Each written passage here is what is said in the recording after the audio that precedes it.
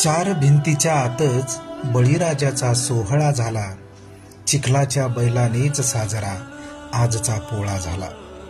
दारी दावणीला नाहीत आता बैल बांधलेले, सणवार सगळे इथे औपचारिकतेने सांधलेले. विना बैलाचाच सारा इथे गाव गोळा झाला. चिखलाच्या बैलानेच साजरा आजचा पोळा झाला. केवढी धामधूम असायची बैलांना सजवण्याची, पाराजवळ लग्न त्यांचे प्रथा चौघडे वाजवण्याची.